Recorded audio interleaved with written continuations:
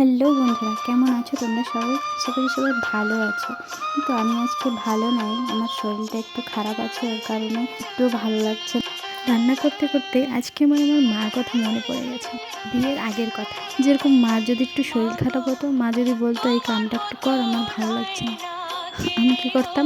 না, পারবো না, আমি খেলতে যাবো, কে চলে যেতাম। তখন তো আর বুঝতাম না এরকম কষ্ট হয় বলে, তাই না বলো? 100%-এতে 80% মেয়েরাই এরকম করে। যখন বিয়ে হয়ে যায়, সংসার হয়, তখন বোঝে যে মারা কি করতে পারে আমাদের জন্য আর কি করে। আমার ভিডিও যদি একটা মেয়ে দেখছো, তো তোমাকে বলি, মার কথা শোনো আর মাকে অনেক ভালোবাসো। আমার যখন শরীর খারাপ হতো, মা কী করতো, মা জেঠি কাকি ওরা সবাই মিলে চামচে জল দিয়ে ট্যাবলেটটা গোলায় আমাকে দিত, সোনা বাবুকে আমাকে দিত। এখন আর কেউ সোনা বাবুকে ট্যাবলেটটা খাওয়ায় না, নিজেকেই খেত। এই মা জিনিসটা যে কী, সে মা না হলে বুঝতে পারে। একটু ইমোশনাল হয়ে গেছি, তো আজকের মতো এটুকু। আবার নতুন দিনে নতুন ভিডিও নিয়ে আবার তোমাদের সঙ্গে দেখা হচ্ছে। ততক্ষণ সবাই ভালো থাকো। আর যারা যারা এখন সাবস্ক্রাইব করো নাই, জলদি জলদি সাবস্ক্রাইব করে নাও, লাইক করে দিও। তোমাদের কেমন লাগলো কমেন্ট করো। টাটা।